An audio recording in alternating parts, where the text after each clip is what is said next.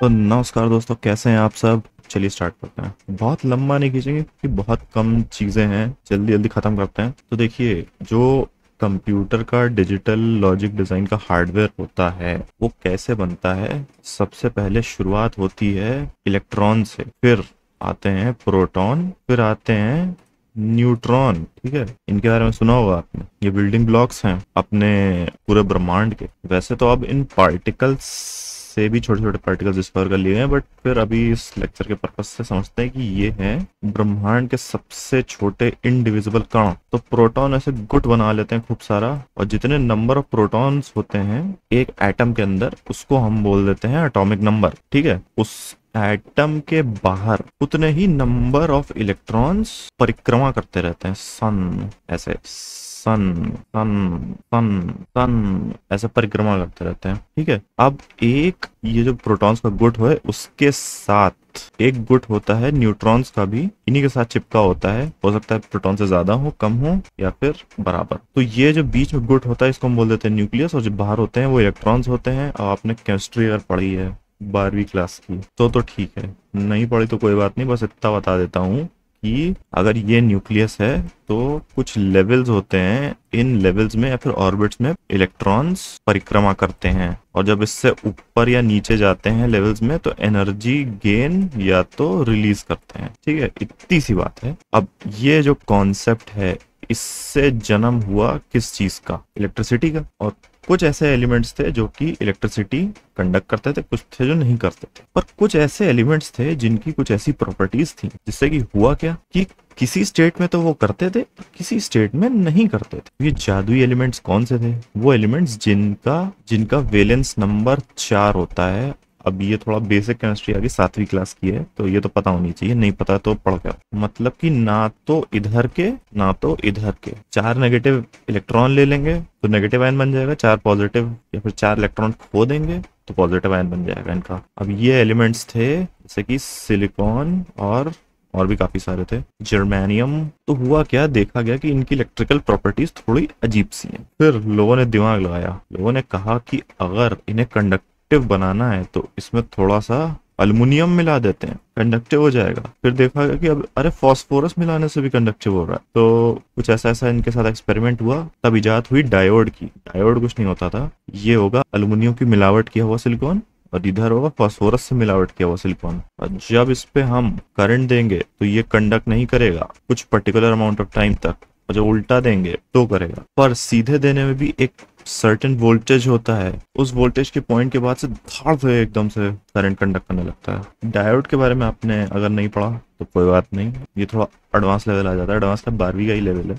अगर आपने साइंस लिया तो आप बहुत अच्छे से समझेंगे, नहीं लिए तो कोई बात नहीं। फिर इस पर थोड़े एक्सपेरिमेंट हुए तो लोगों ने कहा कि एक काम करते हैं यार, ये पॉजिटिव डोप मतलब एल्यूमिनियम से, और ये नेगेटिव डोप मतलब कि फास्फोरस से डोप जो सिलिकॉन है उसको 3 ऐसे बना देते हैं, कुछ 3 तरीके से जोड़ देते हैं। तो ये बन जाता है ट्रांजिस्टर। एक बेस होगा, एक एमिटर होगा, एक कलेक्टर होगा।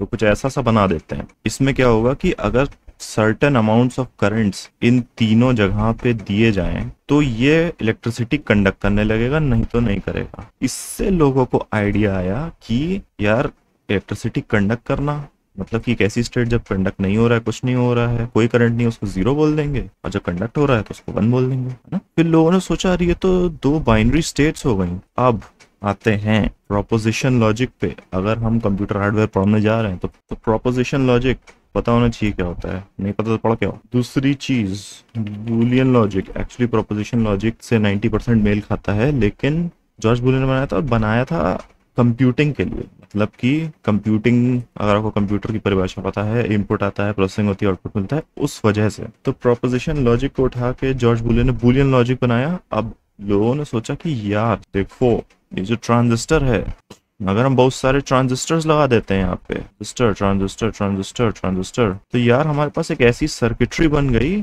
जो कि कुछ, अगर मैं इनपुट दे रहा हूँ स्पेसिफिक करंट का इनपुट, तो मुझे कुछ स्पेसिफिक करंट्स का आउटपुट भी मिलेगा। And this is a sort of a computer. ठीक है भाई, तो ये बेसिक है, ये है आपका बेस, न्यू गढ़ा दी गई है डिजिटल लॉजिक डिजाइन की। ठीक है भाई, आगे बढ़ते हैं। तो अब लोगों ने और दिमाग लगाया, लोगों ने कहा कि देखो भाई, ये ऐसे ऐसे जो ट्रांजिस्टर्स है ना, हम ऐसे ऐसे ऐसे करके कुछ लगा देंगे इनको एक बोर्ड के ऊपर, तो एक द्वार बन जाएगा। काहे का द्वार बन जाएगा भाई? द्वार बन जाएगा कुछ ऐसा, ये एक द्वार बन गया। अब यहाँ पे अगर मैंने करंट नहीं दिया और यहाँ पे दे दिया तो इसमें से कोई करंट नहीं निकलेगा। सिमिलरली अगर यहाँ दिया यहाँ नहीं दिया तो भी कुछ नहीं निकलेगा। दोनों में नहीं दिया तो बिल्कुल नहीं निकलेगा। लेकिन अगर दोनों में करंट दिया तभी इस जगह से करंट निकलेगा। तो इस माया जाल को लोगों ने नाम दे दिया एंड गेट का। ठीक है, इसको बोल दिया एंड गेट। अब आप देख रहे हैं हम कहाँ से आए हैं, इससे कर लीजिए।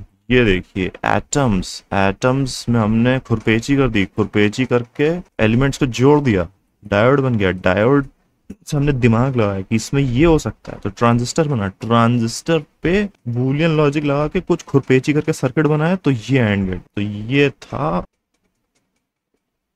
अब शुरू करते हैं डिजिटल लॉजिक डिजाइन की, लॉजिक हार्डवेयर की पढ़ाई।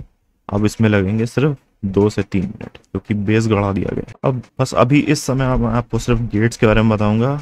1-2 सर्किट्स बनते हैं गेट से, उसके बारे में और कभी बताऊंगा। तो गेट्स के बारे में सुन लीजिए। ये हो गया and gate. And gate is when both the inputs are true, only then you will receive an output as true. Boolean logic के टर्म्स में बता रहा हूँ। एक काम करते हैं, कभी भी डिजिटल लॉजिक के क्वेश्चन करें, एक टेबल बना लें, इनपुट 1, इनपुट 2, आउटपुट। और यहाँ पे ये जरूर लिख लें 0 0 0 1 1 0 1 1। बाइनरी सिस्टम, नंबर सिस्टम अगर आपने नहीं पढ़ा है तो पढ़ के आइए, फिर बात करेंगे। जब दोनों इनपुट्स ट्रू होंगे तभी यहाँ पे ट्रू मिलेगा, नहीं तो नहीं मिलेगा। जब भी डीएलडी का क्वेश्चन सॉल्व करें, कितना बड़ा सर्किट हो कितना छोटा सर्किट हो, ये जरूर बना लें। पेपर पे नहीं तो मन में बना लें, काम जरूर आएगा।